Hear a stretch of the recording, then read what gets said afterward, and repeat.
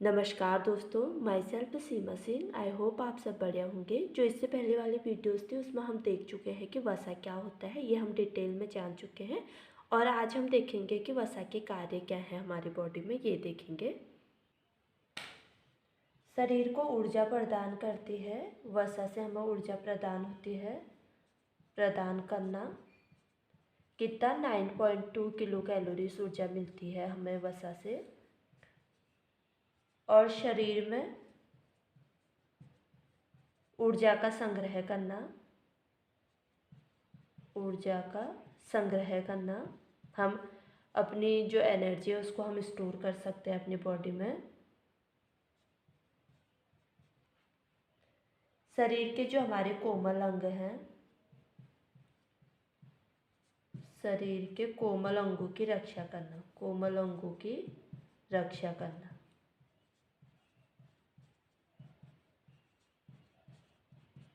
जैसे हमारे heart, liver, इसकी रक्षा करता है फैट।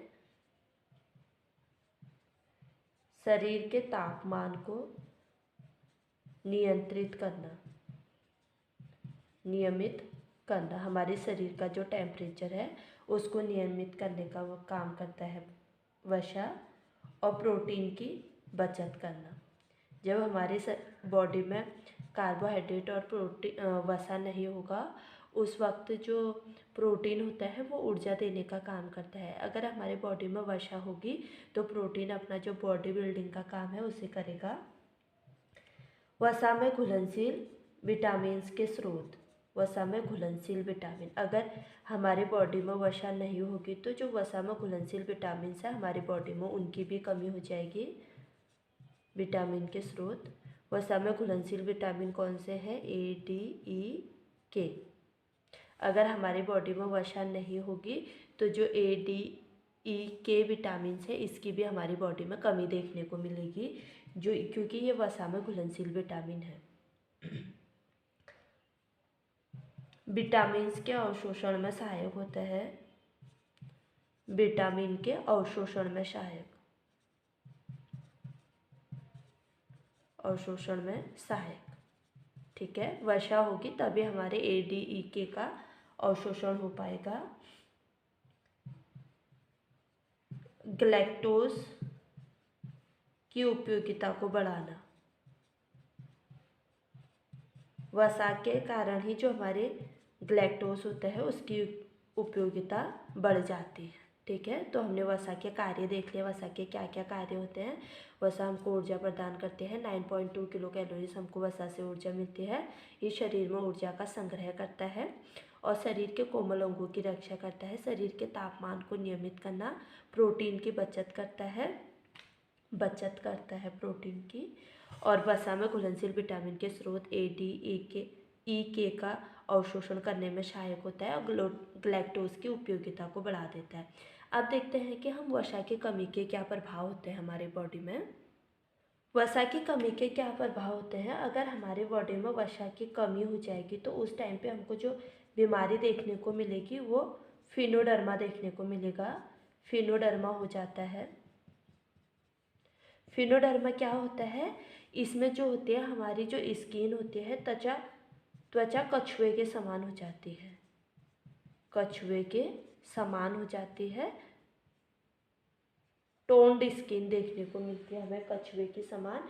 और जो हमारे पेट, पीठ, जांग और कूल्हे होते हैं उन जगहों पे फुंसियाँ निकलती हैं नुकीली, और जिससे जो हमारी त्वचा होती है वो कछुए के समान दिखने लग जाती है। और अगर वसा की कमी हो जाएगी तो हमारी क्या होगी? वृद्धि में कमी देखने को मिलेगी, वृद्धि में कमी देखने को मिलेगी। जो बच्चे की ग्रोथ होगी, जिस भी व्यक्ति में वसा की कमी होगी उसकी ग्रोथ अच्छे से नहीं होगी। और कोशिकाओं की क्षमता कम हो जाएगी। जो कोशिकाएं होते हैं, कोशिकाओं की कार्य क्षमता कम हो जाएगी, कार्य क्षमता कम हो जाना।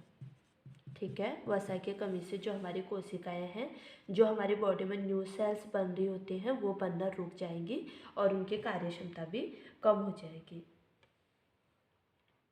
अब हम देखते हैं कि वसा की अधिकता से क्या होगा। वसा की अधिकता से हमको क्या देखने को मिलेगा? ये तो हमने देख लिया कि वसा की कमी से क्या होगा, फिनोडर्मा रोग हो जाएगा हमको। फिनोडर्मा क्या होता है? फिनोडर्मा में जो हमारी त्वचा होती है वो कछुए के समान हो जाती है, रूखी सूखी, उस पर नुकीले दाने निकलने लग जाते हैं। अगर वसा की कमी हमारी बॉडी में हो जाएगी, हमारी ग्रोथ रुक जाती है और जो न्यू सेल्स बन रहे होते हैं वो नहीं बन पाते हैं और जो उनकी क्षमता होती है वो भी कम हो जाती है। अब हम देखते हैं कि वसा की अधिकता से क्या होगा।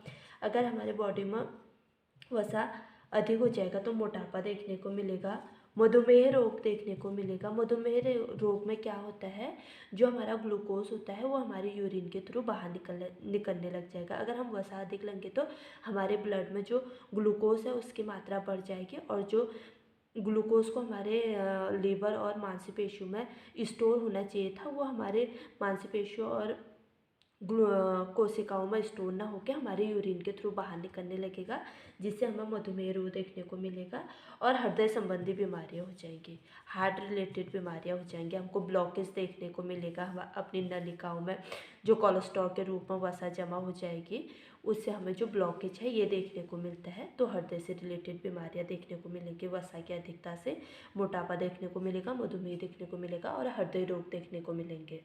ऐसे वर्ड होते हैं जो वसा से रिलेटेड, कुछ ऐसी शब्दावलियाँ होती हैं जो हमें जानना ज़रूरी होते हैं। हम देखते हैं कि वो शब्द क्या होते हैं जो हमारे लिए हमारे एग्जाम्स के पॉइंट ऑफ व्यू से काफ़ी इम्पोर्टेंट हो जाते हैं। इमल्सिफिकेशंस क्या होता है, हम ये देखेंगे। इमल्सिफिकेशन क्या होता है, जब हम फैट को क्या कर रहे होते हैं, पानी के साथ मिलाते हैं, पानी में मिलाया जाता है। जब जो वसा होती है उसे पानी में मिलाया जाता है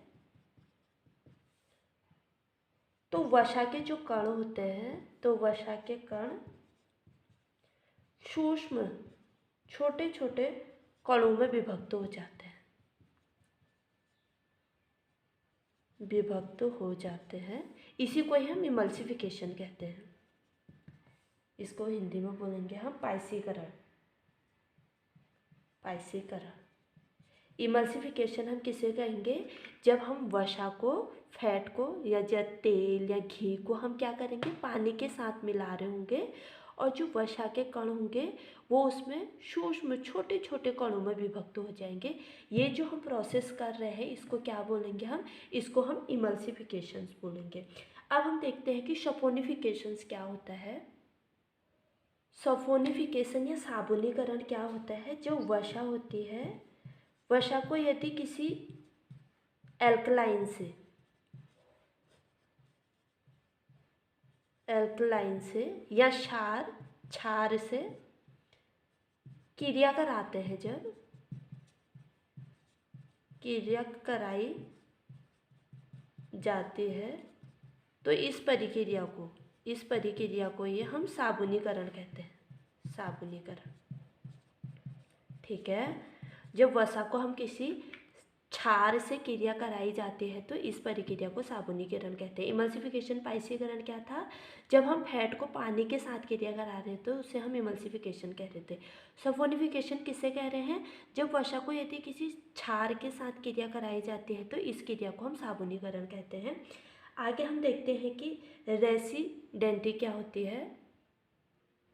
रेंसिडिटी क्या होता है, जब वसा को कई बार या बार बार गर्म करके, जैसे कि हम तेल लेते हैं उसी में पूड़ी बना रहे हैं, फिर जो तेल बच जा रहा है उसको खाने में यूज़ कर रहे हैं, मतलब बार बार उसी को गर्म करके हम उसको उपयोग में, जब उसको बार बार उपयोग में लाया जाता है उसमें हानिकारक परिवर्तन देखने को मिलता है। जब हम वसा या तेल को बार बार गर्म करते हैं तो उसमें क्या होता है, हानिकारक परिवर्तन देखने को मिलता है।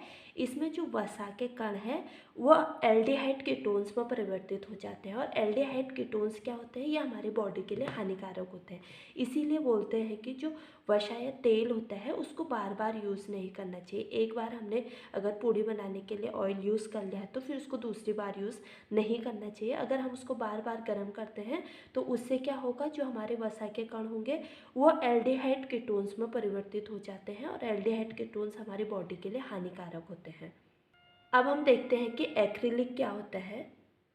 एक्रिलिक क्या होता है? जब रेसिडेंटी की प्रक्रिया बार बार होती है, जैसे हम जो ऑयल है उसको बार बार गर्म कर रहे हैं, उसी को गर्म कर रहे हैं, फिर उसको रख दे रहे हैं, उसी फिर बार बार उसी को यूज़ कर रहे हैं, मतलब एक ही वसा को जब हम बार बार यूज़ कर रहे हैं तो उसे हम रेसिडेंटी कहते हैं। एक्रिलिक क्या होता है? जब रेसिडेंटी की प्रक्रिया बार बार होती है तो उस गैस में जो उत्पन्न होता है वो एक्रिलिक होता है। जो गैस उत्पन्न होती है वो एक्रिलिक होती है और वो हमारे गले में जो होती है जलन करती है, उससे जो हमारे गले में जलन होने लगती है एक्रिलिक से। ठीक है, जो रेसिडेंटी की प्रक्रिया बार बार हो रही है उससे जो हमारा तेल होता है उससे ये गैस उत्पन्न होती है जिसे हम एक्रिलिक बोलते हैं। और इस गैस से क्या होता है, इससे हमारे गले में जलन देखने को मिलती है, खराश जैसी हो जाती है हमारे गले में। अब हम देखते हैं कि रिफाइंड ऑयल क्या होता है। हम रिफाइंड ऑयल किसको बोलेंगे ये देखेंगे। रिफाइंड ऑयल क्या होता है? किसी भी छिलके या भूसी पर क्रिया करके जो तेल निकाला जाता है उसे ही हम रिफाइंड ऑयल कहेंगे। हम बीज पे क्रिया ना करके उसके छिलके पे करेंगे। अगर हम सरसों से रिफाइंड तेल निकाल रहे हैं तो हम क्या करेंगे, सरसों के बीज को नहीं लेंगे, सरसों के छिलके को लेंगे, उससे हम रिफाइंड ऑयल निकालेंगे। तो रिफाइंड ऑयल क्या होगा, किसी भी जो बीज है उसके छिलके या भूसी पर क्रिया करके जो तेल निकाला जाता है उसे ही हम रिफाइंड ऑयल कहते हैं। अब हम देखते हैं कि हाइड्रोजनीकरण क्या होता है, ये देखेंगे। हाइड्रोजनीकरण क्या होता है? इस प्रक्रिया में जो असंक्षिप्त वसा होती है, और असंक्षिप्त वसा क्या होते हैं, हमारे तेल होते हैं। हमने जो पहले वाले वीडियोस थी उसमें देखा था कि असंक्षिप्त क्या होते हैं, वो तेल होते हैं। जो इस प्रक्रिया में क्या होता है, जो असंक्षिप्त वसा होता है उसको हाइड्रोजन से प्रक्रिया करवाए जाते हैं, जिसके परिणाम स्वरूप जो असंक्षिप्त वसीय अम्ल होते हैं उसमें डबल बॉन्ड होते हैं। हमने ये देखा था, असंक्षिप्त वसीय अम्लों में डबल बॉन्ड होते हैं और जब इनको हाइड्रोजन से प्रक्रिया कराई जाती है तो ये जो डबल बॉन्ड होते हैं वो सिंगल बॉन्ड में परिवर्तित हो जाते हैं।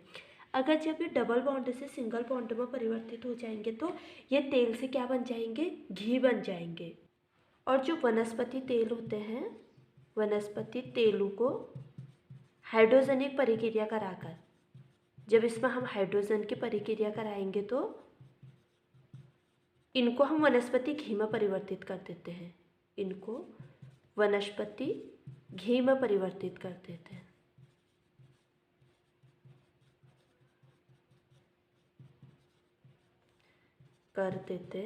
हैं। ठीक है, जो वनस्पति तेल होते हैं जब इन पे हम हाइड्रोजनीकरण करेंगे, और वनस्पति जो हमारे तेल होते हैं वो क्या होते हैं, असंक्षिप्त होते हैं तेल। जब इस पे हम हाइड्रोजन की प्रक्रिया कराएंगे तो इसके परिणाम स्वरूप जो असंक्षिप्त वसीय अम्ल होंगे इसमें डबल बॉन्ड होंगे। जो तेल होते हैं उनमें हमारे डबल बॉन्ड होते हैं और जब इनमें हम हाइड्रोजन की प्रक्रिया कराते हैं तो ये सिंगल बॉन्ड में परिवर्तित हो जाते हैं। जो हमारे वनस्पति तेल होते हैं इन पे जब हम हाइड्रोजन की प्रक्रिया कराते हैं तो जो ये तेल होते हैं हमारे वनस्पति, इनको हम वनस्पति घी में परिवर्तित कर देते हैं। और जो वसा होती है उसमें संक्षिप्त वसीय अम्लों की मात्रा अधिक होती है, इसलिए वो 20 डिग्री सेल्सियस तापमान पर क्या रहते हैं, ठोस रहते हैं। और जो तेल होते हैं, तेल क्या होते हैं, इन पे असंक्षिप्त वसीय अम्लों की मात्रा अधिक होती है, इसलिए जो तेल होते हैं वो 20 डिग्री सेल्सियस टेम्परेचर पर भी क्या रहते हैं, तरल अवस्था में रहते हैं, ठोस रहते हैं। अगर हमको इनको ठोस में बदलना है तो हम क्या करेंगे, इन पे हाइड्रोजनी प्रोसेस करेंगे, जिससे क्या होगा, जो हमारे असंक्षिप्त वसीय अम्ल हैं उनके जो डबल बॉन्ड है उनको हम सिंगल बॉन्ड में परिवर्तित कर देंगे, जिससे जो हमारे तेल होंगे वो घी में परिवर्तित हो जाएंगे। अब हम वसा के लिए कुछ टेस्ट का उपयोग करते हैं वसा को जानने के लिए, तो उन टेस्टों को देखते हैं कि वो टेस्ट क्या है। आयोडीन टेस्ट हम क्यों करते हैं? आयोडीन टेस्ट इसके द्वारा हम जो असंक्षिप्त वसीय अम्ल होते हैं, असंक्षिप्त वसीय अम्ल क्या होते हैं, हमारे तेल होते हैं। हमने ये देखा था ना कि हमारे तेलों में असंक्षिप्त वसीय अम्लों की मात्रा अधिक होती है।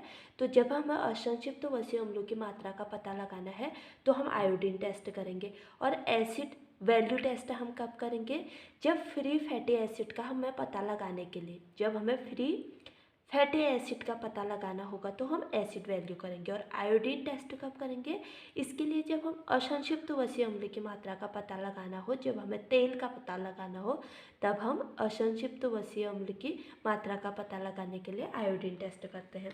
अब वसा के पाचन के लिए कौन सा एंजाइम्स सहायक होता है वसा के पाचन के लिए। लाइपेज एंजाइम, लाइपेज एंजाइम काम करता है, ठीक है। जब हम वसा का पाचन हमें करना होगा तो उसके हमें लाइपेज की आवश्यकता होगी, लाइपेज एंजाइम्स की आवश्यकता होती है। और वसा में कौन सा बॉन्ड होता है? वसा में एस्टर बॉन्ड होता है, एस्टर बॉन्ड होता है, ठीक है। वशीय अम्ल जो होते हैं, वशीय अम्लों में कौन सा बॉन्ड होगा? वशीय अम्लों में एस्टर बॉन्ड होगा। और हमने जब प्रोटीन देखा था तो प्रोटीन में जो अमीनो अम्ल थे, अमीनो अम्लों में कौन सा बॉन्ड था? अमीनो अम्ल में हमने देखा था ना peptide linkage bond, linkage bond होता है, ठीक है। ये हमको याद करने ज़रूरी है, तो हमको इनका रिवीजन करते रहना होगा। पेप्टाइड लिंकेज बॉन्ड हमारे प्रोटीन में होता है। और ग्लूकोज, ग्लूकोज यानी कि कार्बोहाइड्रेट में हमने देखा था ना, कार्बोहाइड्रेट की सरल यूनिट क्या होती है? ग्लूकोज होती है। और ग्लूकोज में कौन सा बॉन्ड होता है? ग्लाइसिक बॉन्ड होता है, ग्लाइकोसिड बॉन्ड होता है, ग्लाइकोसिड बॉन्ड होता है, ठीक है। जो ग्लूकोज के अणु जुड़े रहते हैं, कार्बोहाइड्रेट के अणु जुड़े रहते हैं, वो ग्लाइसिक बॉन्ड से जुड़े रहते हैं। और जो वसा के अणु, वशीय अम्ल के जो अणु, वशीय एसिड होंगे जो, वो किससे जुड़े रहेंगे? एस्टर बॉन्ड से जुड़े रहेंगे। और जो प्रोटीन का जो सरल रूप है अमीनो अम्ल होता है। और अमीनो अम्ल कौन से बॉन्ड से जुड़े रहते हैं? पेप्टाइड बॉन्ड से जुड़े रहते हैं। और हमने देखा था कि प्रोटीन में क्या होता है? प्रोटीन में कार्बन होता है, हाइड्रोजन होता है, ऑक्सीजन होता है, नाइट्रोजन होता है। और वसा में क्या होता है?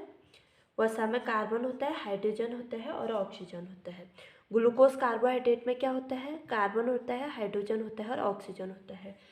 और प्रोटीन ही एक ऐसा है जिसमें नाइट्रोजन की उपस्थिति होता है, इसलिए हम इसको ग्लूकोज और जो वसा है, वसीय अम्ल यानी कि कार्बोहाइड्रेट से इसको अलग रखते हैं। और इसके कार्य भी हमारी बॉडी में अलग होते हैं, ठीक है। अगर आपको मेरी वीडियो पसंद आए तो please like, share, comment and subscribe करना ना भूलें। मिलते हैं अपने अगले वीडियो में, तब तक के लिए बाय।